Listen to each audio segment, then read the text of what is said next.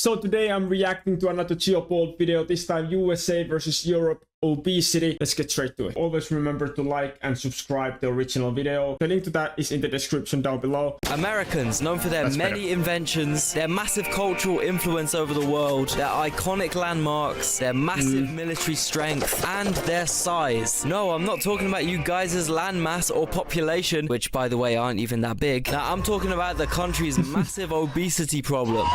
Oh no. Oh no. So it did look good though. The food did look good though. I don't really know much about the American food production. I've only heard that it's very different than in here. They have a lot of processing that isn't even legal in here in Europe. So I mean, it will make sense. Let's be honest, because they definitely have a lot worse obesity problem. Even though like we have that in Finland and we have that in Europe in general as well, but it's a lot worse there. So let's see. Let's learn.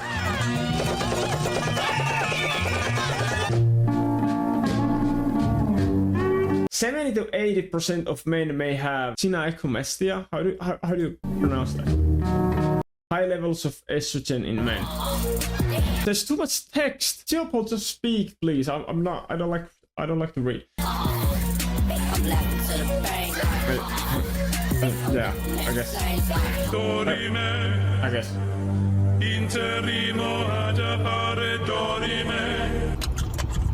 Point of view, ate the 7-Eleven hot wings. What's wrong with the 7-Eleven hot wings? Right-wing Americans when immigrants bring their culture to the US. Oh no. Right-wing Americans when it's time to eat the culture's food.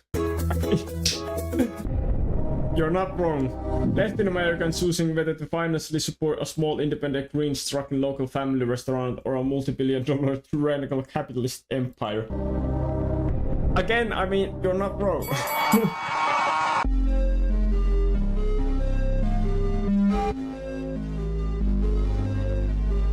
Yeah. Americans, when you even slightly suggest that their food may not be the most amazing, perfect thing ever created. Gun laws, their use of weird metrics for no reason, and their lack of universal healthcare. Americans being fat is one of the main things the rest of the world makes fun of them for. And this topic is actually such a sensitive subject that in the past, American politicians have had their entire newspapers depicting President Taft getting stuck in the bath due to his weight. Higher reputations ruined by fat jokes. But how bad is America's obesity epidemic really? Is it just a silly stereotype, or 73% of Americans are overweight? 42% of American adults are obese. Where the heaviest guy ever in the world's entire history was American. And that's right, guys, I'm gonna do the same thing that all the overly serious geography channels with 4K stock footage backgrounds and boringly normal political takes do, and compare America to Europe. Compared to America's 42% obesity rate, Europe clocks in at only 17%, and that 70% is literally all Turkey's fault, okay? Oh my god, I mean, kinda true.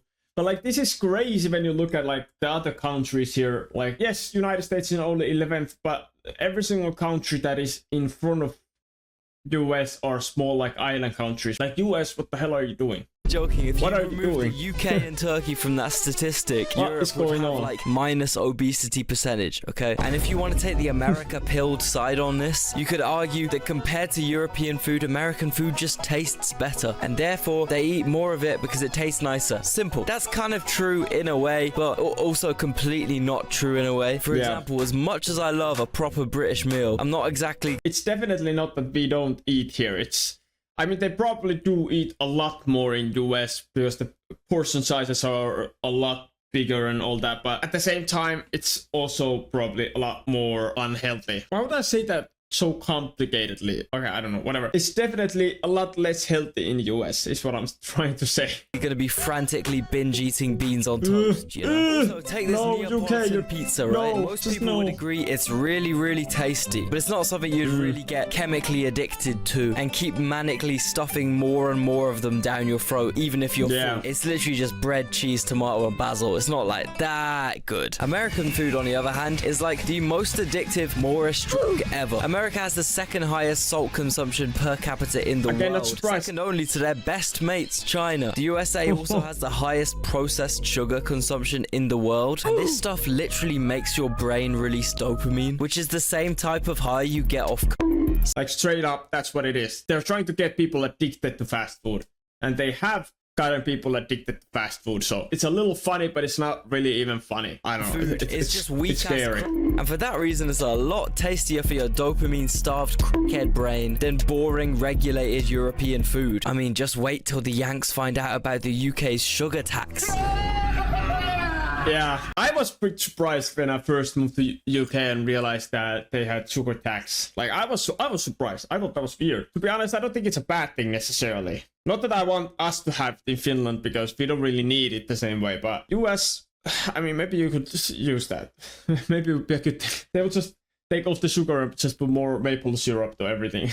Whilst I know taxing sugar does seem like an extreme measure, the results don't lie, you know. The main reason why loads of European countries have taxes to make sugary products more expensive. This is absolutely insane. Turkey, what the hell is going on? At least Turkey is not as bad as, like, let's say, Louisiana, Tennessee, Kentucky, like southern US, well, US in general, like this is absolutely insane. But especially that, like the southern or mid south, what would you call it in US? West Virginia and Kentucky and Tennessee, and my favorite meme of all time, how to find Kentucky on the map. Get your shit together, US. Like, I'm not even kidding. It's so that these unhealthy foods don't become the most affordable option for poor people. As you can see on this map of America, these states in the deep south are the poorest in the country. These same states are also the most obese in the country. This is because the cheapest food Louisiana, Mississippi, and Alabama, and West Virginia, for some reason, is also the unhealthiest, most addictive shit possible. Also, on average... Yeah, coincidence? I think not.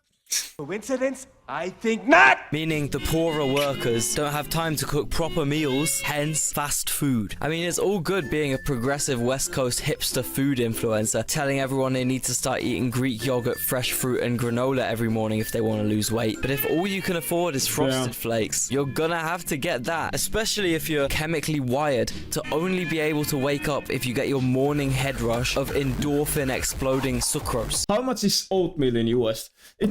That's should be healthy. I don't know, unless you put something crazy in your oatmeals, but like at least that should be healthy. Like have some oatmeal and then have some like berries on top of it, and like it can't be impossible. It's probably harder in US to eat healthy, but it can't be impossible. Like come on. I don't know. I've never been to US, obviously. I don't have any experience, but like I just refuse to believe it. US, get your shit together, really. Factor in For real, this is sad. It's actually marketed as healthy. This is embarrassing. USA, and it's actually so over for any Americans that want to lose weight. It's a bit like how drinks like Prime. Some cereal are marketed like super healthy here in Finland as well, but like it is like people like, I'm not eating that unhealthy, I'm eating cereal, and then you look like what cereal they have, and it's like some chocolate cereal that's like nothing but sugar.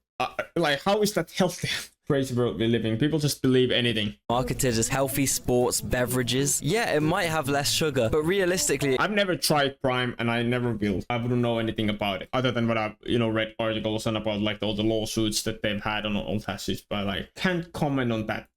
it contains like millions of toxic artificial sweeteners that will corrode away your internal organs faster than bleach would. That's what I've heard. America's food industry is based more around marketing and selling a product for profit than actually providing decent scran for hardworking people. And the big food companies have one big trick up their sleeve to guarantee full obedience, addiction, and maximum profit from their American customers. MSG, the mystical white powder that, I quote, antagonizes your pancreas into pouring out more insulin, a hormonal cascade that makes you feel hungrier. So US. What the? Oh, that's awful. Like I didn't know that. I'll be honest, I did not know that. I've never heard about that. But like, if that's true, that's crazy. That's so immoral. That's absolutely. That's just fucked. Straight to hell with everybody who's making this food. if you're making these foods like straight to hell. Stops their hunger, actually makes them more hungry. Then they eat way more food than they needed. Man, you know something has to be really bad for Pakistan to ban it. I mean, at least in Pakistan, they use their legs, which is something that's completely unthinkable for a lot of Americans. That's the other thing. They were like, oh, it's like 300 meters away. I better take the car. Who the hell can like walk 5 minutes? Like, that's insane. Stop walking. Get rid of all your cars. You don't need them. I don't know how many times I'm gonna say this in this video, but US, get your shit together. Okay, please. Networks that are entirely built around accessing fast food chains and making sure people get as little exercise as possible. Less than 25% of Americans walk for more than 10 minutes continuously in a typical week. How is that? I'm gonna have to add that. What meme here? US uses fast food addiction to economically colonize other countries. For example, the Marshall Islands, Guam, Micronesia, ruining others as well. Pacific Island nations. These countries once had extremely natural diets, mainly consisting of fish, which this part of the world is rich in. That was until America decided to nuke the fucking shit out of their waters. Hundreds of bombs were tested here by the US military despite major local protests. This left a lot of fish dead or radioactive, which, as you can imagine, was pretty bad for the fishing industry, leaving many Micronesians poor, vulnerable, and in need of cheap food. Hey, did someone say Mickey D's? Yeehaw, did someone say goddamn Wendy's? Hey, did someone mention some clucky-looking Kentucky Fried goddamn chicken? Who ordered some Burger King? Hell yeah! This has led to this region becoming the most unhealthy, most insanely obese part of the world. Kinda reminds me a bit of how the US treated Native Americans' rations. Yeah, we know you're 100% goddamn reliant off our rations since we eradicated 100% of your goddamn stupid, healthy, natural food source. So in return, we're gonna send you just enough sugar and lard and hard liquor and gambling chips for you to stay alive. Freedom! So, anyway, I guess the moral of this story is maybe beans on toast isn't actually that bad. I'm sorry, Geopold, but you have other options than the American food and beans on toast. But I do agree, beans on toast is a lot better than the American options. I'm not gonna touch either one. UK, you can have beans on toast. US, you can have your American cheap, unhealthy food that's addicting, like cocaine. And I'm just gonna stick with the good food, okay? Like, let's make a deal. Okay.